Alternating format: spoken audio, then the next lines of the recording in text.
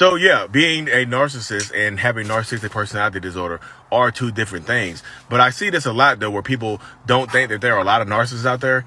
I've seen studies where there are as much as like 5% of the U.S. population that have narcissistic personality disorder. Most of them are undiagnosed, of course, because most narcissistic people don't go to therapy. So let's just say 5% of the population is narcissists. That's 16 million narcissistic people in the United States alone. 16 million. And every narcissistic person like myself, we're not just going to affect one person. We're going to affect 2, 3, 5 people. So that, you see the reach? You see the reach right there? Me, one narcissist, I have the reach of over 1 million people on TikTok. So I can personally affect over 1 million people right now by posting anything.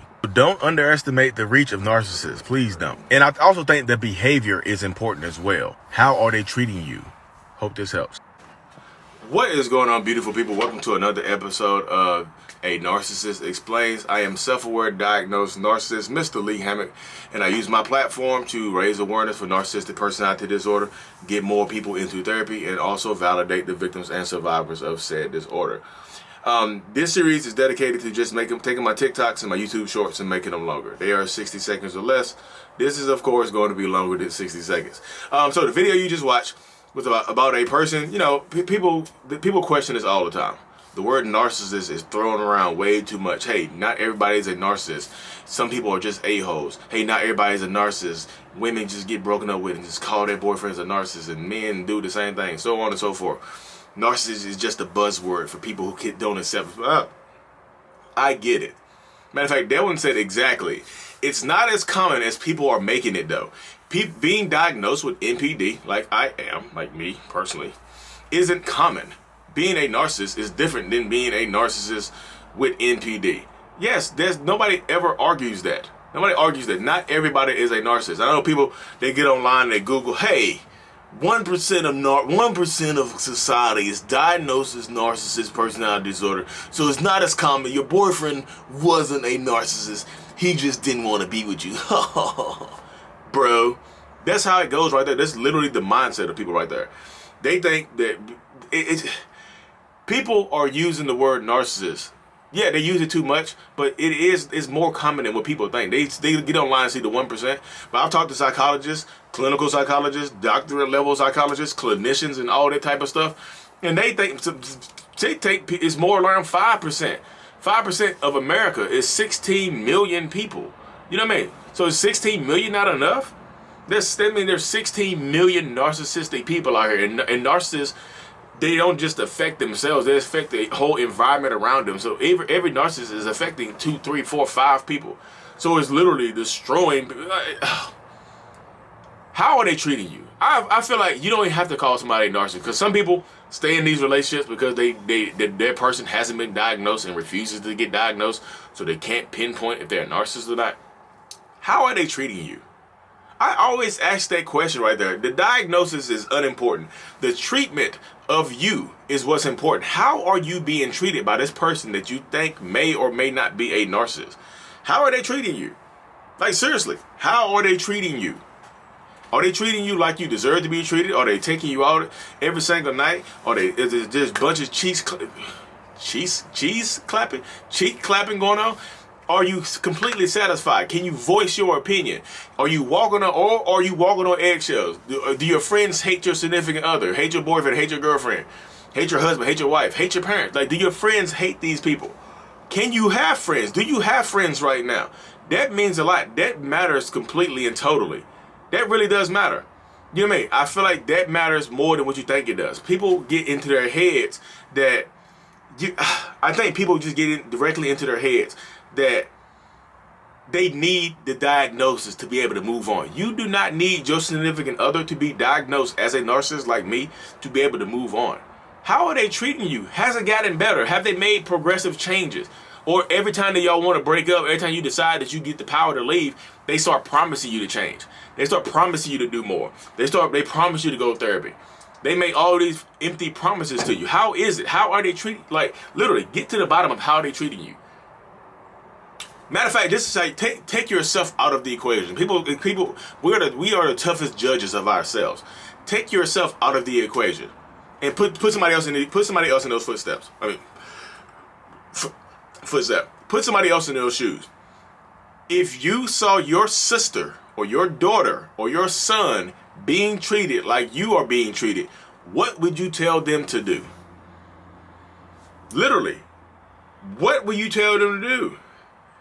Would you tell them to buck up and stay there? Or would you tell them to pack their stuff up and leave? What would you tell them to do? Because that matters. What would you tell them to do? Literally, what information would you give them? Would you say, hey, look, they need to go to therapy and get a diagnosis before you should leave? Or would you say, hey, get the hell out of there. Everybody hates them. Your light is being dimmed. Nobody likes being around you anymore because your energy is so low. You changed completely. You need to get away from that person because they are toxic to you and they're killing you mentally and physically. Would you tell them that, or would you tell them to stay? Most people would tell them to stay. And that's the crazy thing. That's what blows my mind right there. That most people, when you ask them that question, they would tell the other person to leave. They're like, I would tell them to leave immediately. And I asked this question to them. Why are you too good for your own advice? Why are you willingly staying in a toxic relationship then that you would tell other people to leave? What's different about you than them? They're stronger than me. If you say they are stronger than you, then they are stronger than you. You convince yourself. Transformative vocabulary. Work on it. The words you say to yourself matter. Because the narcissist is going to take advantage of every situation we can. Like, literally. They play on you. The fact that you don't think you're strong enough, they know that you don't think you're strong enough. We play on it. We use that as a weapon against you. Hey, you're not strong enough to be by yourself. We condition you for it. We condition you to take that. We take that. Nobody else is going to want you. Nobody else is going to put up with your BS. Nobody else will hear this. Nobody else will stay with you. You're lucky you have me. Nobody else will do this for you. Nobody else will do that for you. You're not good enough. You're not pretty. You're not smart. You're stupid. They will say that stuff to you and condition you over time to accept the stuff that they say. So you think you're not, first of all, you think you're not strong enough. And then you think nobody else will want you. Double, triple whammy. All that stuff is true. All those things are true. All those things can be true and are true. Like, they become true over time to you. They might not be true in reality, but over time, if you hear it enough, you think about it enough, you see it enough, you actually start to believe it. That's how the human mind works. You are conditioning yourself by staying in this relationship. You're conditioning yourself to believe that you don't deserve anybody else, to believe that nobody else wants you, and to believe that you're not strong enough to leave this person. You're not strong enough to be by yourself. I get that so much. Yeah, I hear that so much. It blows my mind how many times I hear that. I hear it literally. I hear it every day. I'm not strong. I wish I was strong enough to leave. I wish I was strong like that person. You have to say it to yourself.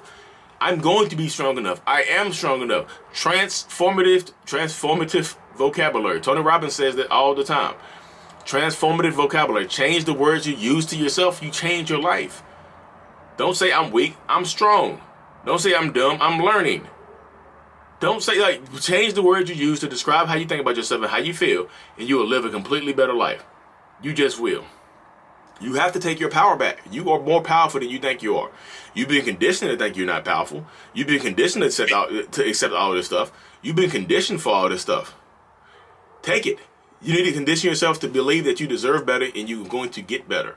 Conditioning matters. The conditions you set forth for yourself matter. Set boundaries. Boundaries don't just work for you to get rid of a narcissist or learn how to deal with a narcissist.